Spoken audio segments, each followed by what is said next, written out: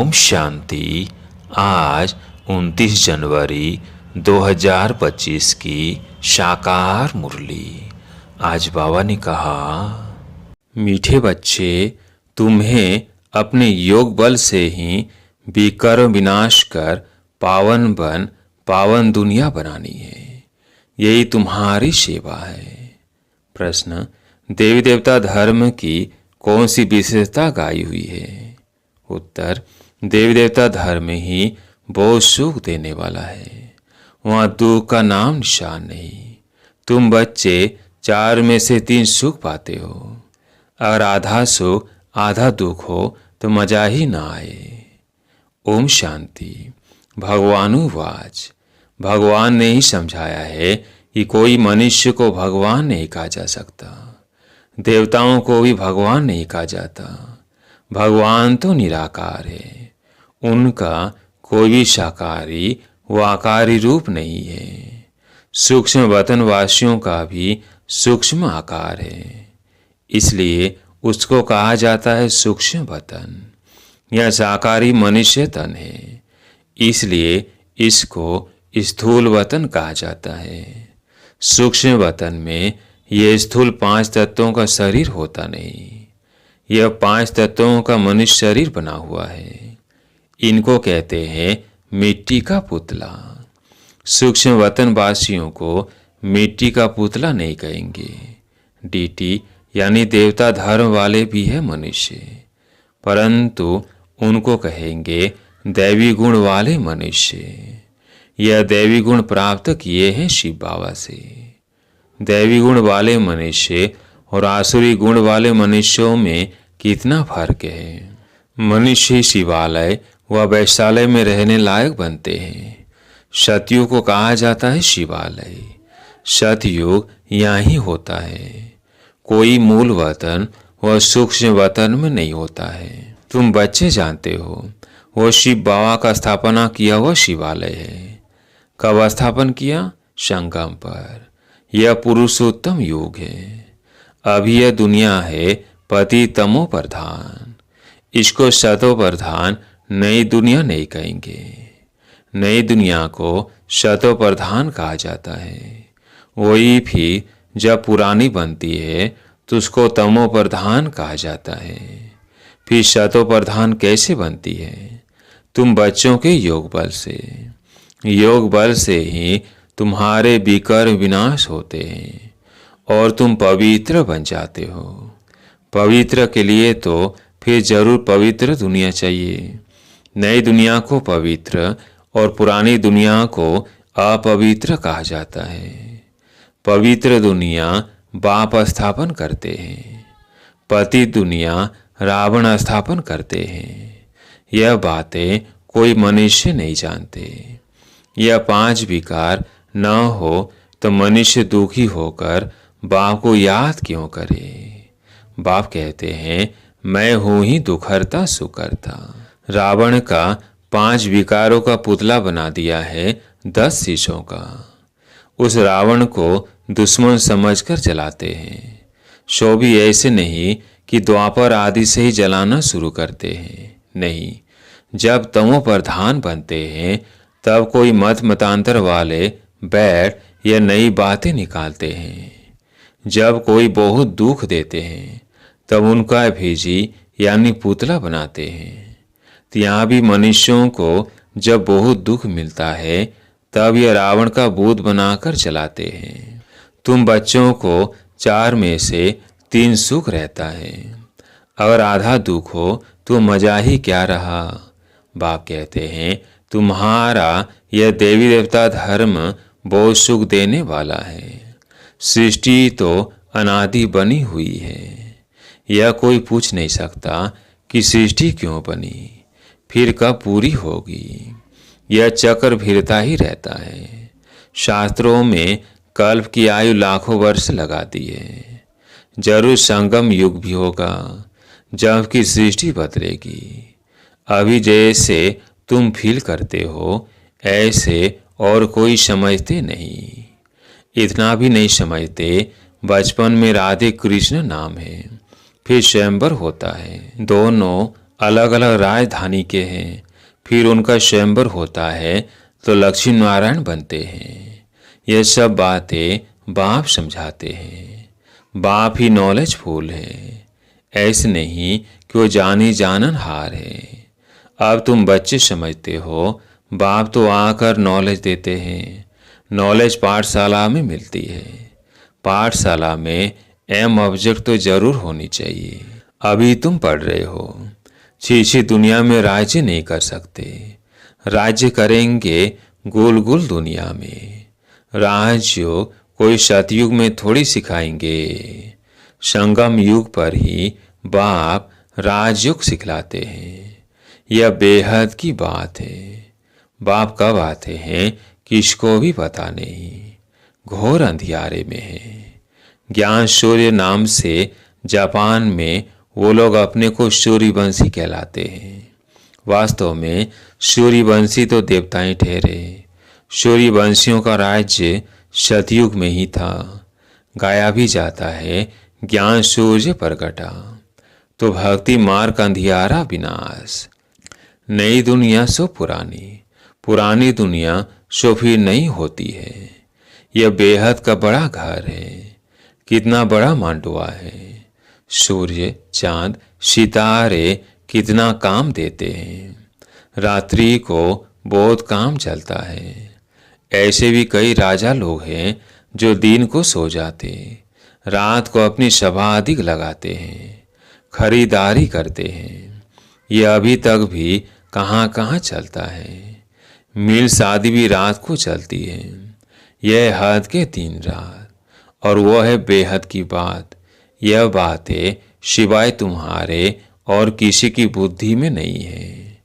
शिव बाबा को भी जानते नहीं। बाप हर बात समझाते रहते हैं। ब्रह्मा के लिए भी समझाया है, प्रजापिता ब्रह्मा है। बाप जब सृष्टि रचते हैं तो जरूर किसमें प्रवेश करेंगे। पावन मनुष्य तो होते ही सतयुग में। कलयुग में तो सब विकार से पैदा होते हैं, इसलिए पतित कहा जाता है। मनुष्य कहेंगे विकार बिगर सृष्टि कैसे चलेगी।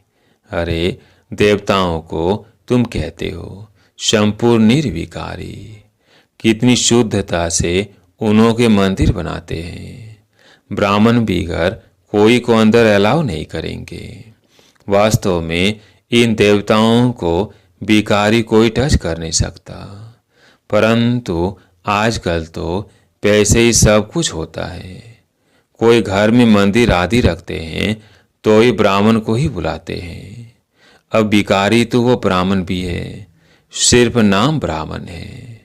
यह तो दुनिया ही भिखारी है, तो पूजा भी भिखारियों से होती है। निर्भिकारी कहाँ से आए। निर्भिकारी होते हैं सतयुग में। ऐसे नहीं कि जो विकार में नहीं जाते उनको निर्विकारी कहेंगे। शरीर तो फिर भी विकार से पैदा हुआ है ना। बाप ने एक ही बात बताई है कि सारा रावण राज्य है।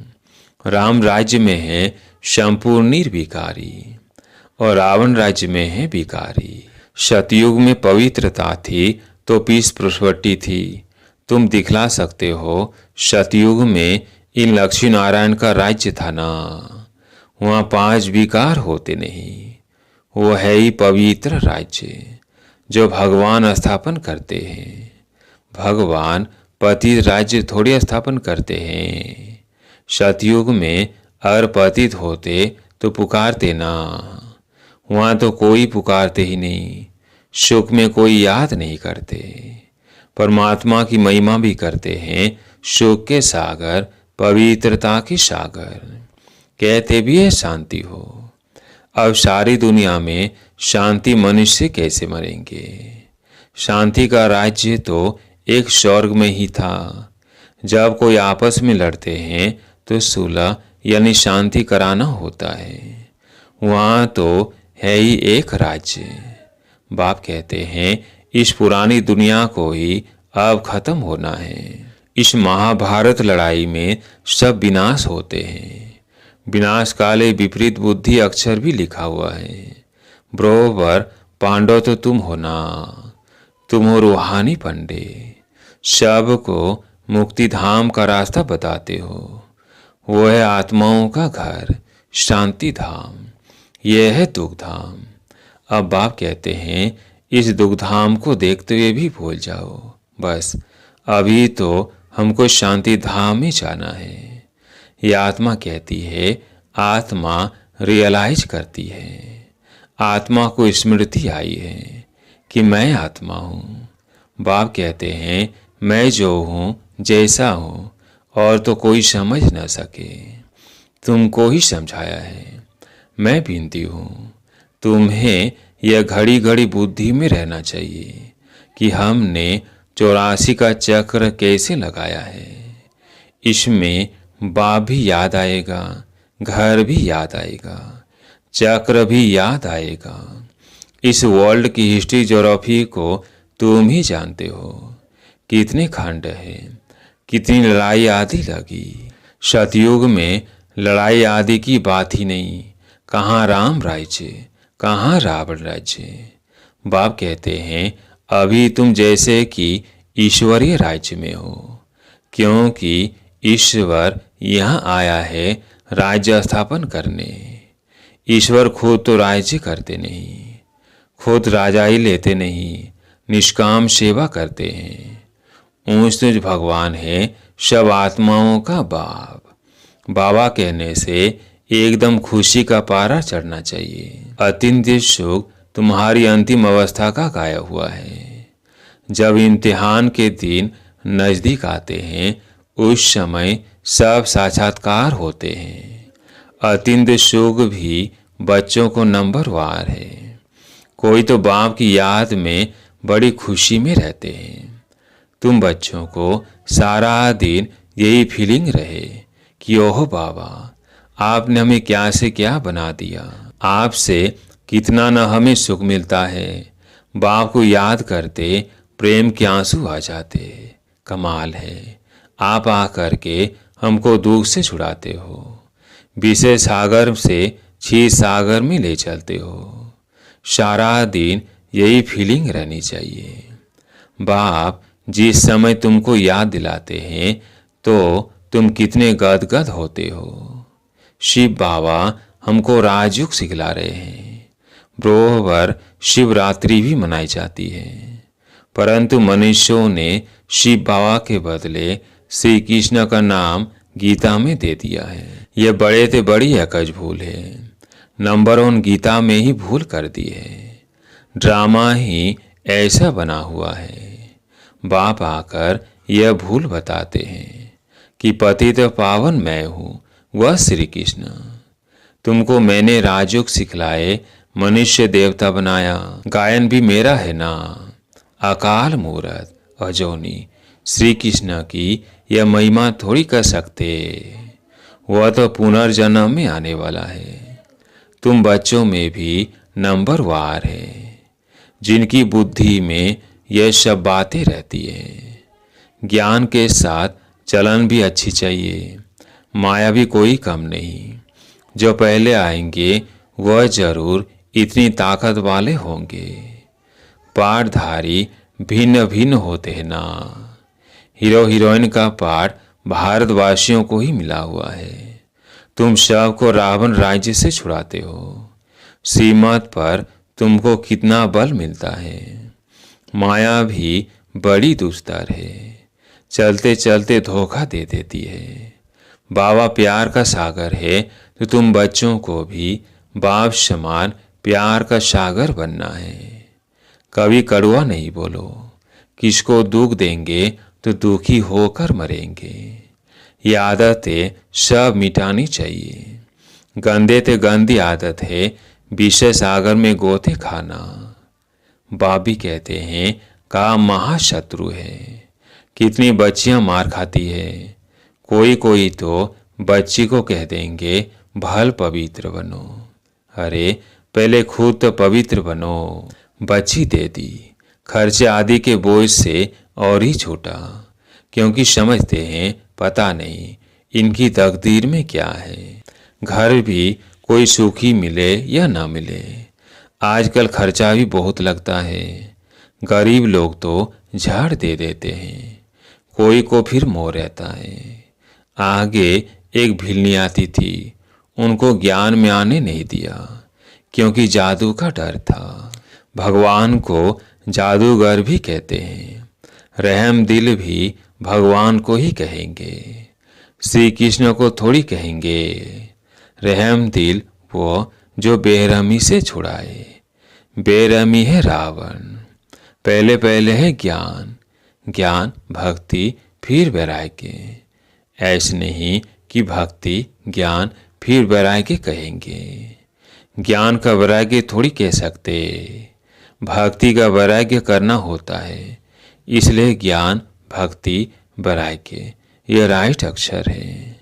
बाप तुमको बेहद का अर्थात पुरानी दुनिया का वैराग्य कराते हैं।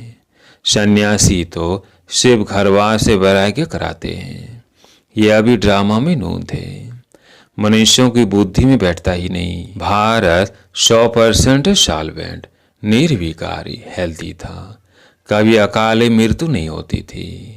इन सब बातों की धारणा बहुत थोड़ों को ही होती है। जो अच्छी सर्विस करते हैं वो बहुत शाहूकार बनेंगे। बच्चों को तो सारा दिन बाबा बाबा ही याद रहना चाहिए, परंतु माया करने नहीं देती।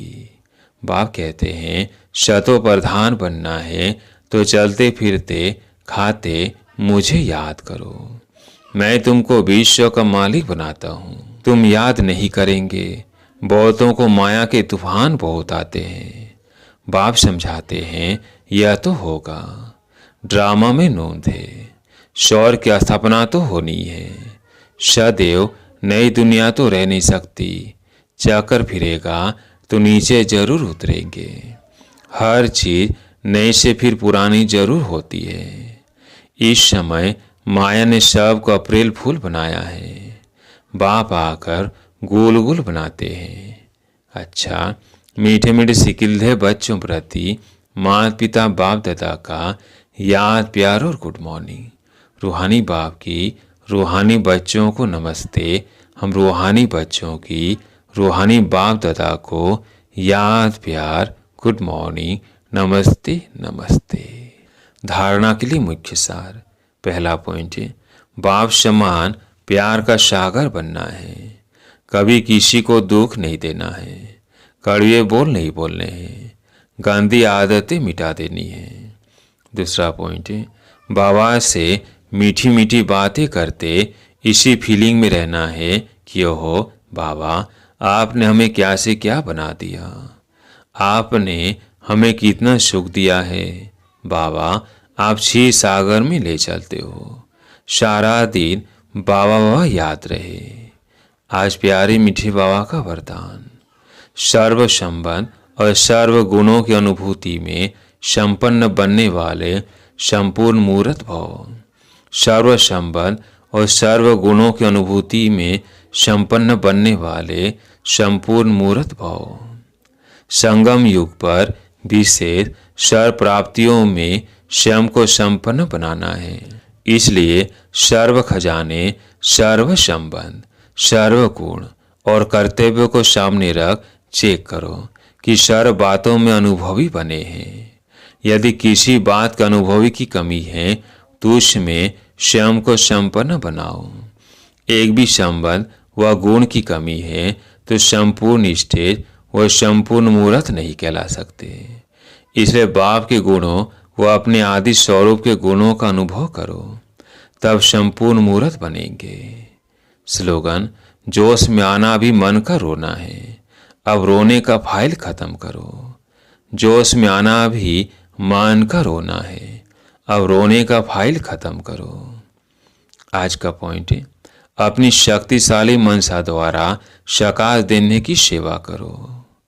मनसा सेवा करने के लिए सर्व शक्तियों को अपने जीवन का अंग बना लो। ऐसे बाप समान परफेक्ट बनो जो अंदर कोई डिफेक्ट न हो, तब श्रेष्ठ संकल्पों की एकाग्रता द्वारा अर्थात मनसा द्वारा स्वतः साकार फैलेगी। अच्छा, ओम शांति।